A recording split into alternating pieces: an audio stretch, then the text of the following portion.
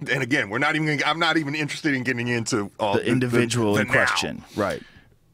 That doesn't exist anymore. It's like the minute this dude's president, the next fucking campaign starts, and like it's just fucking crazy. Is it as crazy as I think it is, Joe, or am I just sitting at home? Everything is like as crazy in a as you dad think it world is. of taking care of these babies and going on tour, and I just turn on the TV and it blows my fucking mind. It's dude. it's blowing everybody's mind, man. I mean, there's a weird line that's happening now too, and this isn't really even a criticism, but Newsweek had an article that they tweeted. And the article shows how Melania rejects Trump's hand. I mean, which was kind of awesome. I saw it. It was kind of awesome. I understand. Slapped it away. It was cool. It is kind of, but who knows what's going on? Maybe she gets public anxiety and she doesn't like holding hands when she walks. Like, it doesn't necessarily have to mean anything. The fact that it's a fucking story that Newsweek tweets out is strange. I think CNN had it on, I believe. They got a whole article after hand swat. I mean, this is nothing. It's like they touch hands for a second. Back it up again. I'm no Trump supporter here, but look, Newsweek, I'm not. Don't get me wrong. I don't think there's anything wrong with what you're doing. I don't think there's anything wrong with putting this up. I watched it. I'm glad you put it up. That's why they put it up, because you would watch it. It's not news, though. It's I'm reality. not criticizing. We are all part of the biggest reality TV show ever created in the universe now. Yeah, and Donald Trump is the host. Yeah, it seems and this man is actually living out his goddamn fantasy right now. Like, we have all given this guy, and again, I don't care. I'm not even going to say hate, love, whatever. Fuck them all. It's fascinating. But this dude is like king of the fucking universe in his mind right now. There's nobody can fucking touch him, and that's why the show is going to get so hilarious. It's just going to be great. Well, I think he's not that stupid. Like, he's aware that there's been a lot of criticism, and he's trying to iron things out. But what he's doing is he's taking this approach that he's become this real estate magnate, this big tycoon, big businessman, which is like, he was always this rambunctious, sort of flamboyant personality, right? He always put his name in gold letters on these buildings, and we didn't mind that when he wasn't running the country.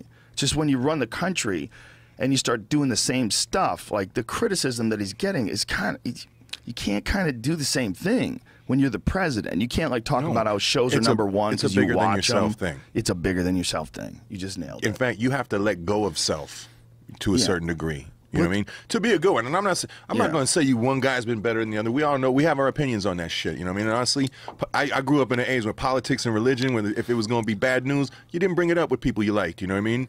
And now it's just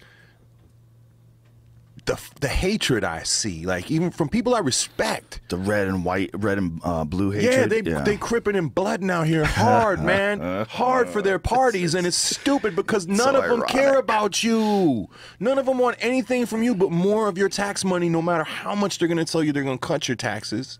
You know what I mean? If they're going to find a way to fucking get that money, they might make it look good to you, but hey, guess what, middle-class family, $36,000 a year, whatever.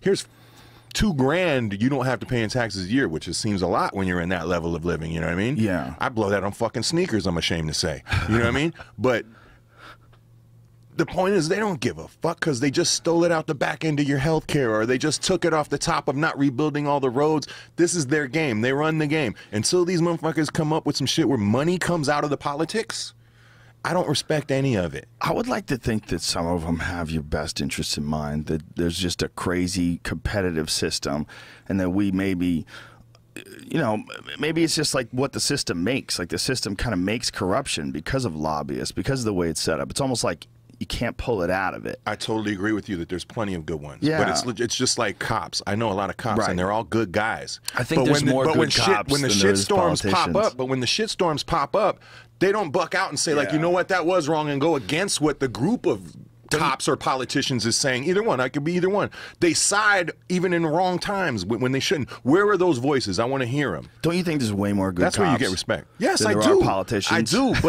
But my point is, there's a code. Oh, yeah. There's a code. I know what you're saying. And that good cop will fucking not shit on a bad cop. Maybe he won't back him, but he's still. There's a time when you got to shit on that thing or that person or that act. And there's this code in politicians and in cops where they don't call out the bullshit. Yep. You know what I mean? And that's where I lose all the respect for everything. It's like, yo, and I just sit back. I'm on some Carlin shit, man. I got a front row seat to the freak show. Though, I'm going to watch it go down. You're asking them to do the impossible job. You're asking them to be around violence and lying and danger, and they're the enemy. You're asking them to be the professional enemy to professional criminals.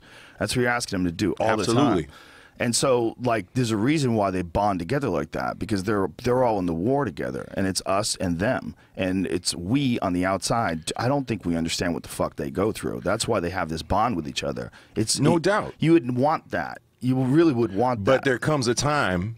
You're right. And there's been a few of them lately in recent history where there should have been an overwhelming condemnation by a group of a smaller group of that group's actions. Right. Like you know a perfect example is that Eric Gardner case in New York where they choked that guy who was just selling cigarettes.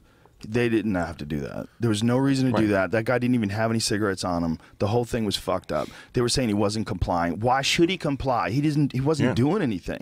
You can't. And when you watch the video, was he not complying enough to die? You know what I mean? Well, I think the dude had like an asthma attack or something, but obviously it was provoked. They did. They had a choke. It was a weak-ass choke, though. It was more like, honestly, I mean, it was a chokehold, but it was more like the way he was applying it was like a restraining thing more than it was. I want to see it. Let me see it again. Maybe I'm remembering it wrong. But without a doubt, the forearm was under the neck. Like if I was calling it in a fight, I would say this guy's getting choked. Right. Well, I mean, honestly, let's not even go down that road. But the point of this conversation, I believe, was just saying like, yo, that overwhelming larger number of good folks, whether it's cops, politicians, soldiers, whatever. Right. I do believe that exists, that the majority of them are decent, good people. Yeah. But when the shit hits the fan, they don't collectively say, that's wrong and that's fucked up. No, they all band together and say, like, all right, we'll try and bury this and hide it or just deny it kind of thing. And that, as a group, loses you respect when people are, that are interested in justice and interested in fair play and interested in that, see these things happen. They lose faith. Yeah. And I think there's no faith in anything right now. The way I see the division in this country, all that, there's no faith in anything. I'm hoping it's just a wave and it's going to come back. It will. I mean, that's what I'm thinking, that we're going to react to. I just hope it doesn't come back in really fucked up ways, because sometimes when that wave crashes, it breaks shit. Yeah, you know what I mean? Well, it shouldn't. The problem is it's so easy to think that we're against each other. It's so easy to dig your heels in and argue one side or argue the other or pick a team and be totally committed to it. Whether it's red, blue, or whether it's black, white, people get on these goddamn teams. We do it, men and women. You see it, it gets real divisive online with people separating men and women, like criticizing men, all men in general, criticizing women, all women in general. Absolutely. It's the same shit. It exists whether it's Democrat versus Republican. It's the same shit. Vegans versus carnivores. It's the same shit. People pick a fucking team and they fight for it. And they think they're right. And they have many, many good reasons for thinking they're right. But I think all of us are way better off if we're taught about these team ideas early and recognize when you see them in yourself and do some like self-governing and avoid those. Avoid those, and we'll find common ground on a lot more shit than we think. It's pretty much, we can sum that up, but like, no, think for yourself. Yeah, it's hard to do. Especially when you're bombarded the way we are now. That's another thing about how we started this conversation, is how do you know what the fuck is really true? If you really want to know what the fuck is true, or at least get a good semblance of it, you have to look at more than one fucking thing. If you read some story on Facebook that outrages you and fucking makes you so pissed off, maybe it was intended to do that. Maybe you should go look further. Look down the road. Look at a paper you would never look at. Look at it. I like to look when I get interested in the news, which isn't as much as it used to be because I have my own things, which I'm sure we'll get into.